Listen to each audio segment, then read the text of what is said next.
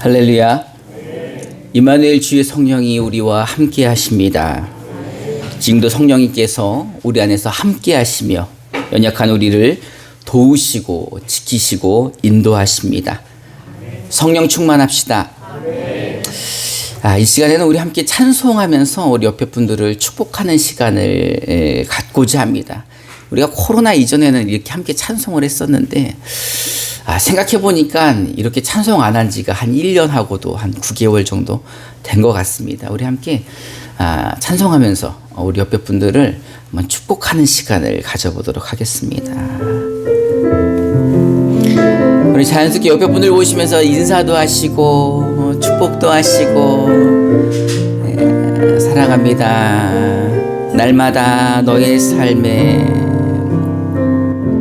날마다 너의 삶에 주의 축복 넘치리.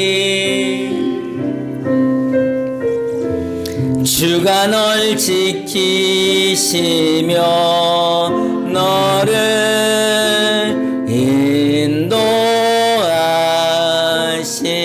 너는 하나님의 사랑, 너는 하나님의 사람, 너는 축복의 사람. 언제나 어디서나 주의 축복 넘치리. 우리 옆에 분들하고 인사해 봅시다. 참 잘 오셨습니다. 주의 이름으로 사랑하며 축복합니다. 여러분 정말 그동안 잘 지내셨습니까? 이게 얼마 만에 우리가 1부와 2부가 함께 연합해서 예배를 드리는지 모르겠습니다. 진짜 정말 반갑지 않습니까? 우리 한 번 더 인사합시다. 정말 반갑습니다.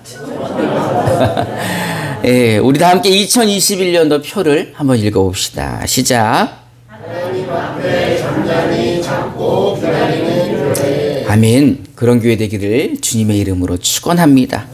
오늘은 11월 첫째 주입니다. 위드 코로나가 시작하고 첫 번째 주일입니다. 이렇게 1부와 2부 이렇게 함께 연합해서 예배를 드릴 수 있어서 얼마나 감사한지 모릅니다. 우리 다 함께 말씀의 제목을 한번 읽어봅시다. 시작. 하나님과의 관계를 회복하라. 아멘. 사실 우리는 예수 그리스도의 공로로 하나님과의 관계가 회복된 사람들이죠. 근데 무슨 관계를 또 회복하라는 건가? 무슨 또 하나님과의 관계를 회복하라는 건가?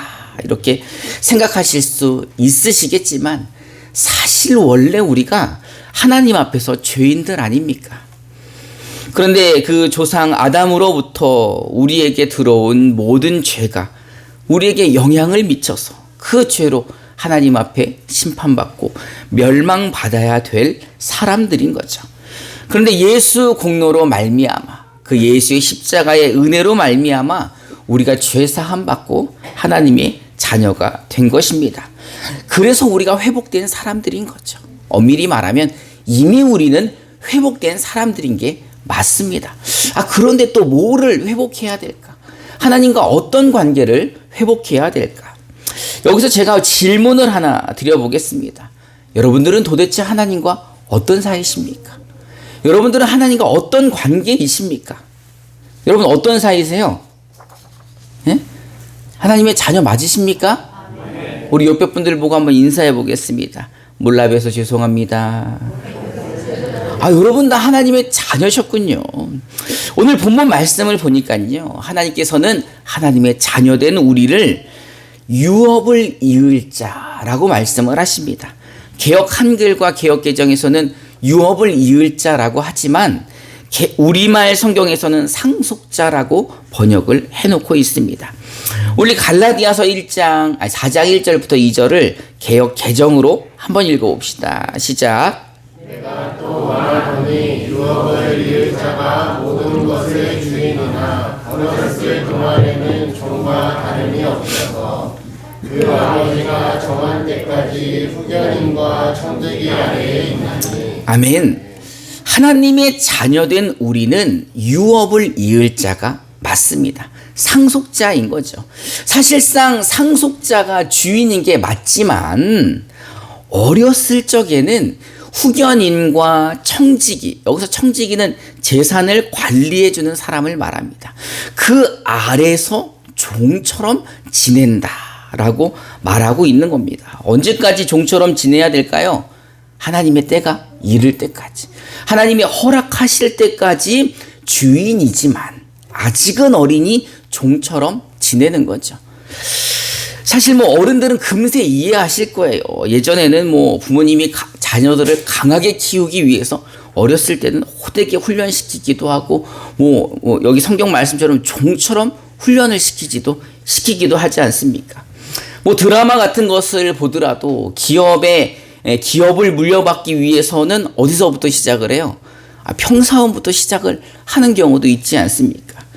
생각해보면 예전에 우리 아버지도 그랬던 것 같아요. 우리 아버지도 저를 강하게 키우시기 위해서 아주 엄하게 훈련을 하셨던 것 같습니다. 제가 이제 옛날 이야기를 한번 해보자면 제가 어려서부터 상상력이 풍부하고 아주 신중한 아이였습니다. 근데 이런 아이를 우리 아버지는 세 글자로 표현하셨죠. 겁쟁이. 우리 아버지는 저를 겁쟁이라고 생각하셨어요. 왜냐하면 상상력이 항상 풍부해서 저 문 뒤에는 뭐가 있을까? 별의별 생각이. 화장실에 가면 누가 계실까? 별의별 생각이 다 나고 신중했기에 남들이 보기엔 겁쟁이 같아 보였겠죠. 그래서 강하게 훈련을 하셨던 것 같습니다. 예전에 우리 성도님 중에 이 투망을 잘 치시는 분이 있어요. 그래서 저 자재미포에 가가지고 이거 한번 던지시면 그냥 물고기를 153마리씩 잡아오시는 분이 계셨는데 꼭 너무 많으니까 꼭 교회에 와서 이제 나눠주시는 겁니다. 제가 그 당시에 고등학생이었는데 그걸 갖고 오면은 다 아버지께서 저한테 손질을 시키시는 거예요. 아직 숨도 끊어지지 않은 붕어, 잉어 이런 것들을 갖다 놓고. 생각해 보니까는 당시 이제 제 동생은 초등학생이니까 그거를 할 수 있는 사람은 이제 저밖에 없는 거죠. 참고로 저는 낚시를 좋아하지 않습니다. 여러분, 그리고 손질을 해보지도 않았지만 민물고기조차도 잘 먹지 않아요. 근데 이제 그런 저를 시키신 거죠.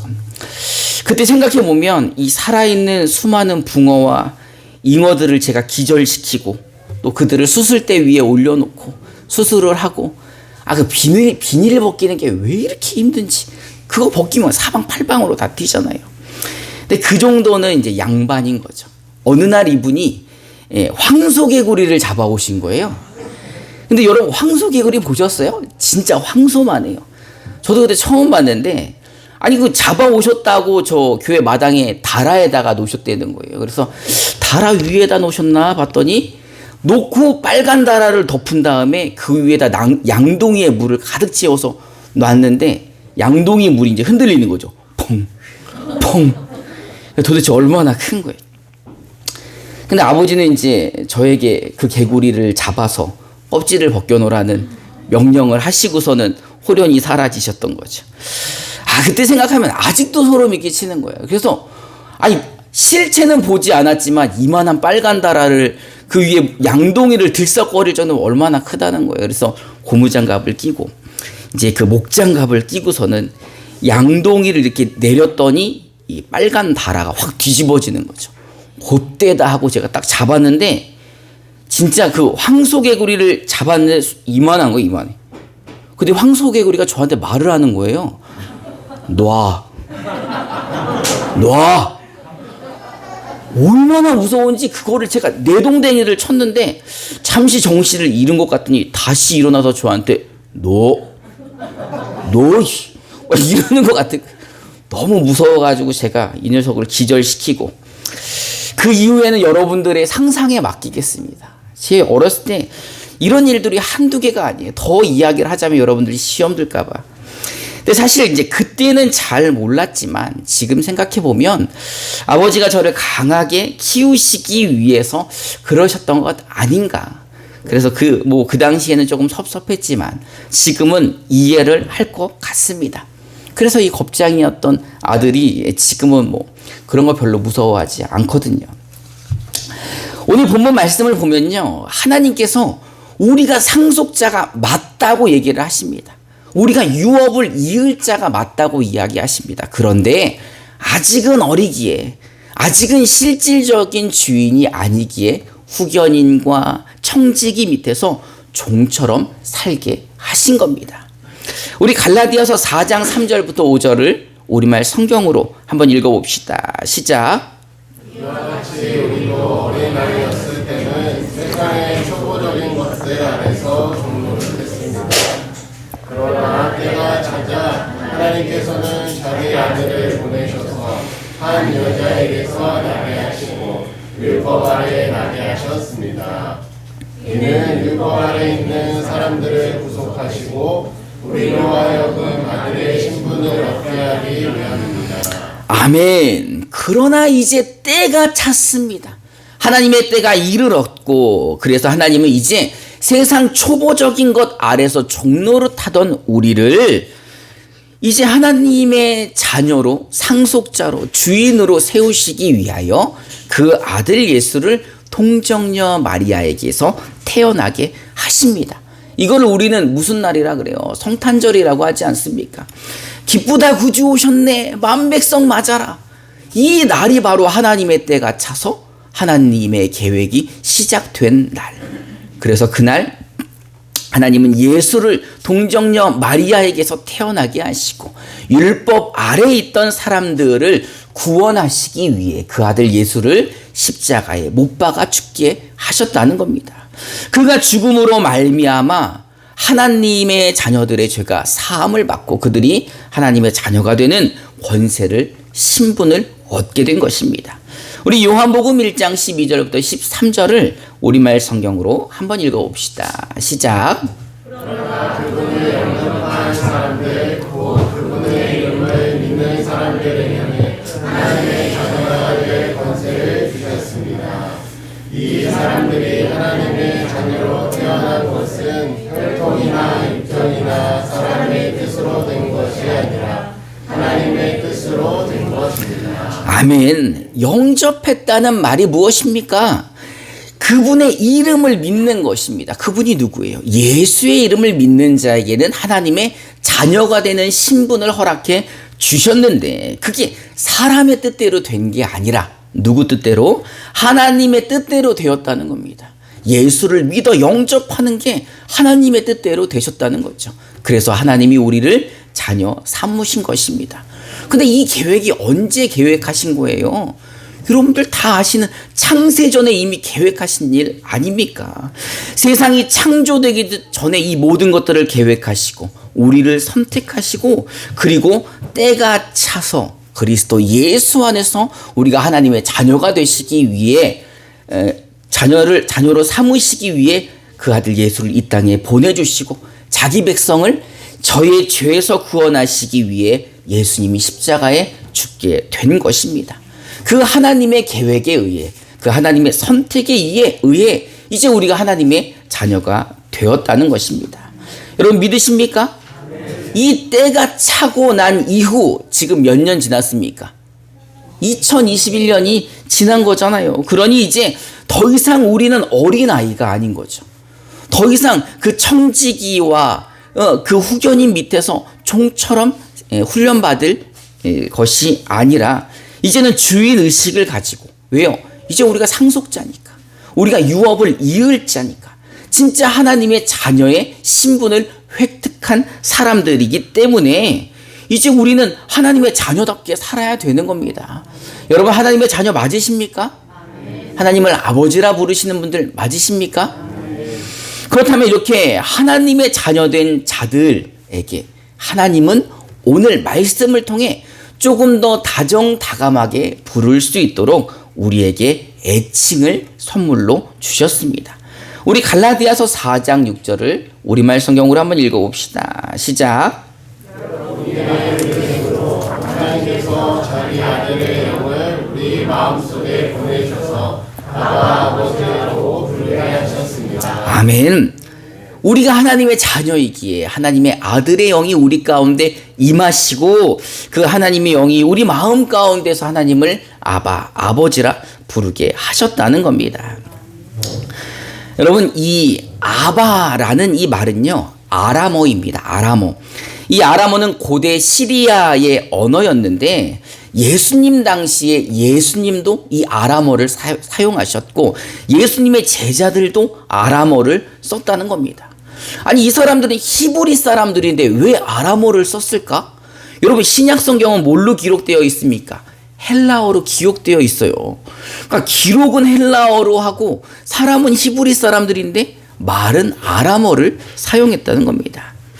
왜 그랬나 제가 봤더니 그 이스라엘이 아수르에 의해서 침략을 당하지 않습니까? 이 아수르가 예수님이 태어나시기 전 주전 1100년부터 이 600년까지 이 고대 근동 지역을 지배했습니다. 근데 이 아수르가 아람어를 사용했어요. 그리고 그 뒤에 이어지는 600년부터 540년까지 신바벨론이 지배를 했는데 그들도 아람어를 썼다는 겁니다. 신바벨론일 때 이스라엘이 어땠어요? 노예가 되어서 그 밑에서 막 그 노예 생활하고 다니엘도 그때 나오고 그러지 않았습니까? 그 이후에 또 페르시아가 지배를 했는데 그게 주전 540년부터 332년까지 그들도 다 아람어를 사용한 겁니다. 그러니 이스라엘은 한 700년 동안은 아람어를 썼던 거예요. 그리고 나서 이제 헬라가 주도권을 잡으면서 이 주전 332년부터 67년까지 한 300년간 헬라어를 쓰게 된 겁니다. 그래서 이 수도권 예루살렘에 사는 귀족들은 헬라어를 썼어요. 헬라어를 쓰면서 우리는 좀 수준이 다르지. 근데 그냥 뭐 예수님하고 제자들은 어디 출신이에요? 갈릴리, 나사렛, 이런 이 촌지방 출신들은 아직도 서민들은 아람어를 사용하고 있었다는 겁니다. 그래서 이들은 대화할 때 거스름 없이 아람어로 이야기를 하고 좀 높은 사람들은 좀 폼나게 보이려고 헬라어를 사용을 했던 거죠. 우리도 좀 이렇게 강남 같은 데 가면 영어 막 쓰잖아요. 그죠? 그러니까 그런 것처럼 이 당시에 헬라어 쓰는 사람들은 조금 배운 사람, 귀족들 이런 사람들이 썼고 서민들은 다 아람어를 사용했다는 겁니다. 근데도 공식적으로는 헬라어를 사용했기에 이 복음서 기록은 다 헬라어로 기록이 되어 있는 겁니다. 근데 헬라어로 기록을 하다가 예수님이 사용했던 아람어가 나오면 아람어 발음을 듣고 헬라어로 기록을 한 거예요. 예를 들어 이런 겁니다. 엘리 엘리 라마 사막다니 라고 아람어로 얘기를 하신 거를 성경에 기록을 하고 그 밑에 헬라어로 아버지 나의 하나님 어찌하여 나를 버리시나이까 이렇게 기록을 한 거죠. 이런 예들은 많이 있습니다. 여러분 달리다고 마시잖아요. 그것도 아람어예요. 아람어로 이야기한 거를 듣고 헬라어로 쓴 거죠. 그리고 그 밑에 해석을 쓰는 겁니다. 소녀야 일어나라. 여러분 그 마라나타도 아시죠? 마라나타도 아람어죠. 그리고 이제 그 아람어의 그 마라나타의 뜻은 뭡니까? 주여 오시옵소서 이런 뜻인 거죠. 베드로의 이름이 여러 개 있는 것도 베드로를 게바라 불렀잖아요. 그 게바라는 말이 아람어식 이름인 겁니다. 그리고 이제 대표적으로 오늘 본문에 나온 이 아바라는 말도 아람어예요. 원래는 아람어로는 아빠라는 소리인데 그거를 들을 때 아바라고 들어서 아바라고 쓴 거죠. 이 아바라는 말의 뜻이 뭡니까? 아빠라는 말이지 않습니까?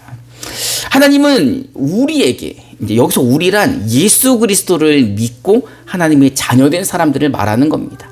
하나님은 우리에게 하나님을 아버지라 부르지 말고 그거보다 더 가깝고 더 친근하고 더 정답게 뭐라고 부르라고 말씀하시는 겁니까? 우리 한번 해보겠습니다. 아빠. 하늘에 계신 우리 아빠. 아빠라 그러면 좀 격이 떨어지는 것 같아가지고 안 하는 건지. 근데 여러분 하나님이 여러분들을 얼마나 사랑하시는지 격 같은 거 필요 없이 그냥 너랑 나랑은 뭐라 부르자? 그냥 아빠라 불러. 이렇게 하시는 거예요. 여러분 그래도 하나님이신데 아주 그냥 세상을 창조하신 분인데 제가 어떻게 그렇게 말을 놓습니까? 그래서 뭐 좀 어렵고 불편하고 좀 어색하고 이래서 자꾸 높임말을 사용하잖아요. 근데 여러분 한번 생각해 보세요. 그 아버지하고 굉장히 가까운 자녀가 아버지를 부를 때 전지전능하시며 무소부재하시고 하늘보다 높으시고 바다보다 깊으시고 땅보다 넓으신 아버지, 이렇게 부르면은 아버지가 뭐라 그러실까요? 아우 닭살도다, 느끼해, 이렇게 말하지 않을까요? 사실 우리가 대표 기도할 때는 격을 차리는 자리이기 때문에 아버지를 높이는 거지만, 하나님은 은밀하게 가까이 둘만 있을 때는 뭐라고 부르기를 원하시는 거예요? 아빠라고 부르기를.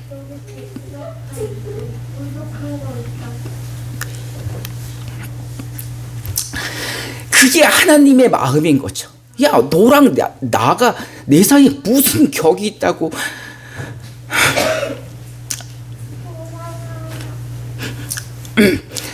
하나님은 우리와 아빠와 아들 사이고 아빠와 딸 사이인 거예요. 왜 그렇게 하나님이 우리와 가깝습니까? 하나님이 우리 안에 함께 계시기 때문이에요. 우리 안에 함께 계시니 하나님이 다 알고 계시는 거예요. 다 알고 계셔. 나를 다 알고 계시는 거예요. 너보다 나보다 나를 더 잘 알고 계시는 거죠. 여러분이 왜 하나님을 아빠라 부르시기가 불편하십니까? 왜 우리는 그 불편한 관계를 회복해야만 합니까? 여러분, 하나님을 아빠라 부르시기 불편한 이유가 죄 때문입니까? 여러분들의 삶이 더럽혀졌기 때문입니까? 여러분 너무 걱정하지 마시기 바랍니다. 예수님이 이미 십자가에서 우리의 죄값을 치르셨습니다. 여러분, 하나님의 자녀라는 확신이 잘 들지 않으셔서 하나님을 아빠라 부르기 어려우십니까? 너무 걱정하지 마시기 바랍니다. 하나님이 그럴 줄 알고 우리에게 도와주실 분을 보내주시지 않았습니까? 누구를 보내주셨어요? 성령을 보내주셨습니다. 성령이 우리 안에서 우리를 도와 믿음을 더해주시고 하나님을 아빠라 부를 수 있도록 도와주신다는 겁니다. 만약에 그런 것도 아니라면 왜 아빠라고 못 부를까? 사실 뭐 아빠랑 대화를 많이 해봤어야지 아빠라 부르지. 에? 평소에 뭐 아빠하고 말도 많이 안 해보고 그랬는데 아빠라고 선뜻 부르기가 어려운 것 아닙니까? 그래서 하나님이 우리에게 야, 쉬지 말고 얘기 좀 해라 좀. 쉬지 말고 대화 좀 하자고 얘기하시는 거예요. 하나님이 어디 계시니까요? 우리 안에 계시기에 굳이 격을 갖추지 않아도, 굳이 어디에 시간을 정하지 않아도 그냥 사는 순간순간마다 함께 계시기에 언제나 편하게 말하라고 하시는 겁니다. 야, 그냥 아빠라고 얘기하고 그냥 격 차리지 말고 그냥 우리 얘기해보자. 뭐 너랑 나랑 얘기하는데 뭐 어디 카페에 가야 되는 것도 아니고 뭐 어디 자리를 잡아야 되는 것도 아니고 그냥 얘기하면 되는 거 아닙니까? 우리 옆에 분들하고 한번 인사해 봅시다. 우리 기도합시다. 여러분, 우리 쉬지 말고 기도합시다. 아유, 나는 기도가 잘 안 돼요. 이러시는 분이 계십니까? 걱정하지 마시기 바랍니다. 하나님이 우리에게 만능 열쇠를 주셨다고 제가 말씀드렸잖아요. 그 만능 열쇠가 누구예요? 성령님 아닙니까? 우리 안에 계신 성령님. 그 성령의 역할이 뭡니까? 우리를 도와주시는 거예요. 왜 우리를 도와주시는 겁니까? 우리가 연약하니까. 하나님은 창세전부터 알고 계셨어요. 우리가 연약한 것을. 우리는 잘 못하는 것을 알고 계셨기에 정말 잘 아시는 전지전능하신 그 하나님의 영을 우리에게 보내주신 것입니다. 이제 하나님은요, 이 성령을 우리 가운데 보내주셨습니다. 그리고 그 성령이 연약한 우리와 항상 함께 하시며 우리를 도와주십니다. 우리가 이 땅에서 하나님의 자녀처럼 살 수 있도록, 우리가 이 땅 가운데 유업을 이을 자, 상속자처럼 살 수 있도록 주인의식을 갖고 주인처럼 당당하게 세상을 살 수 있도록 성령이 우리를 도와주시는 겁니다. 여러분, 하나님과의 관계를 회복하고 싶으십니까? 성령을 의지하시기 바랍니다. 여러분, 하나님의 자녀처럼 세상을 이기고 싶으십니까? 그 성령님께 기도하시기 바랍니다. 언제 기도할까요? 우리 100일 작전 기도 한번 해볼까요? 특별 새벽 예배 한번 해볼까요? 언제 기도합니까? 여러분 어디서나 기도하세요. 그 자리가 어떤 자리가 됐던 언제가 됐던 시간을 정해놓든 정해놓지 못하던 우리가 걸어가나 앉아있거나 누워있거나 길에 있거나 들에 있거나 일을 하거나 밥을 먹거나 그 순간순간마다 하나님은 나의 기도를 들어주실 준비가 되어 계시다는 겁니다. 격없이 하나님은 우리가 하나님을 아빠라 부르기를 원하십니다. 여러분 하나님과의 관계가 불편하십니까? 성령님께 기도하세요. 그러면 차츰차츰 안개가 걷히듯이 여러분들과 하나님 사이가 회복될 것입니다. 이제 우리가 기도할 때 성령님은 이 하나님을 신뢰하지 못하고 하나님께 친근하게 다가가지 못했던 나를 변화시켜 주시어 하나님을 아빠라 부르게 하실 것입니다. 이제 우리는 하나님을 아빠라 부르며 당당하게 하나님의 자녀로서 세상을 넉넉히 이기게 될 것입니다. 여러분 하나님을 믿으시기 바랍니다. 성령의 도움을 구하시기 바랍니다. 이제 우리 안에 계신 우리 아빠를 믿고 우리를 도우시는 성령의 그 도움으로 세상을 넉넉히 이기시기를 주님의 이름으로 축원합니다. 이 시간에 우리 함께 찬송하면서 결단하는 시간을 갖도록 하겠습니다.